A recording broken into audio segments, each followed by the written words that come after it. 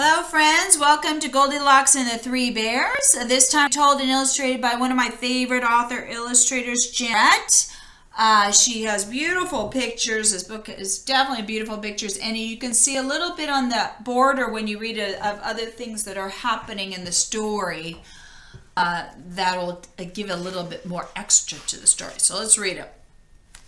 Goldilocks and the Three Bears. So here's Goldilocks, here's our three bears. And a bunch of mice, it looks like. Once upon a time, there were three bears who lived together in a house of their own in a wood. One of them was a little small wee bear, and one was a middle-sized bear, and the other was a great huge bear. They each had a bowl for their porridge. Little bowl for the little small wee bear, a middle-sized bowl for the middle-sized bear, and a great huge bowl for the great huge bear. And they each had a chair to sit in. A little chair for the little small wee bear, a middle-sized chair for the middle-sized bear, and a great huge chair for the great huge bear. And they each had a bed to sleep in. A little bed for the little small wee bear, a middle-sized bed for the middle-sized bear, and a great huge bed for the great huge bear. Look who's coming.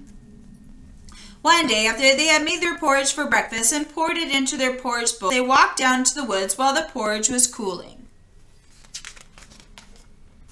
Now, while they were walking, a little girl named Goldilocks came to their house. First, she looked in at the window, then she peeped in a keyhole, and seeing no one was at home, she lifted the latch.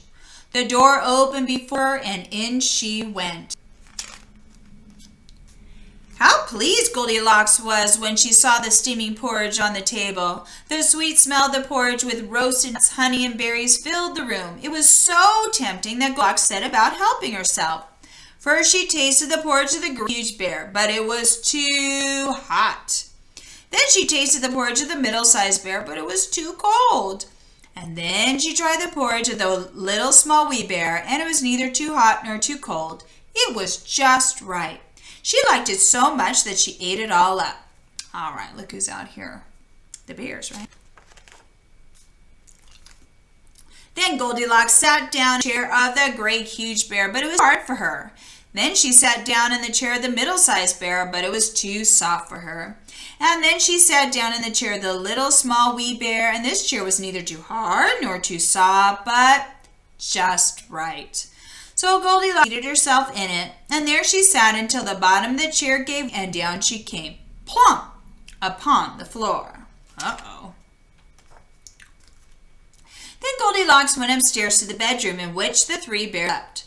First she lay down upon the bed of the huge bear, but it was too high at the head for her. Next she lay down upon the bed of the middle-sized bear, but that was too high at the foot for her. Then she lay upon the bed of the little small wee bear, and that was neither too high at the head nor her foot, but just right. So she covered herself up comfortably and fell fast asleep. All right, here she's sleeping over here. By this time, the three bears thought their porridge would be cool enough to eat, so they returned home for breakfast. Now Goldilocks had left the spoon of the great huge bear standing in his porch. "Somebody has been at my porridge," said the great huge bear, great rough, gruff voice. And when the middle-sized bear looked at her, she saw that the spoon was standing in it too. "Somebody has been at my porridge," said the middle-sized bear in her middle voice. Then the little small wee bear looked at his bowl, and the spoon was in the porridge bowl, but the porridge was all gone. "Somebody has been at my porridge and has eaten it all up," said the little small wee bear in his little small wee voice. Upon this, the three bears, seeing that someone had entered their house and eaten up little small bear's breakfast, began to look about them. Now Goldilocks had not put the hard cushion straight when she rose from the chair of the great huge bear. "Somebody has been sitting in my chair," said the great huge bear in his great rough, gruff voice. And Goldilocks had crumpled the soft cushion of the middle-sized bear. "Somebody has been sitting in my chair," said the middle-sized bear in her middle voice. And you know what Goldilocks had done to the third chair. "Somebody's been sitting in my chair and has sat the bottom right out of it," said the little small wee bear in his little small wee voice. There, right here. Then the bears thought it necessary that they should make a further search, so they went upstairs to the bedroom. Now, Goldilocks had pulled the pillow of the great huge bear out of its place. Somebody's been lying in my bed, said the great huge bear in his great rough, gruff voice. And Goldilocks had pulled the cover of the middle-sized bear out of its place. Somebody's been lying in my bed, said the middle-sized bear in her middle voice. And then the little small wee bear came to look at his bed. There was Goldilocks, sleeping peacefully, her long shiny braids spread across his pillow.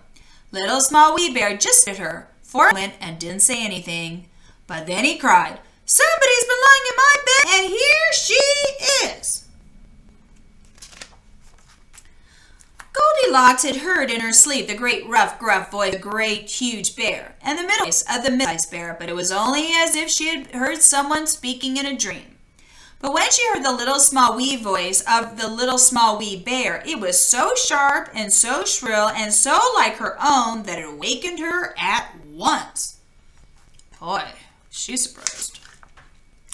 Up she started, and when she saw the three bears on one side of the bed, she tumbled herself off the other and ran to the window. Out Goldilocks jumped and ran away as fast as she could run, not behind her until she was very far away. And what happened to Goldilocks afterwards, no one can tell, but the three bears never saw anything more of her. All right, thank you for reading Goldilocks and Three Bears with me. I hope Goldilocks learned her lesson and won't come in someone's house she doesn't know, uninvited. That's not very nice.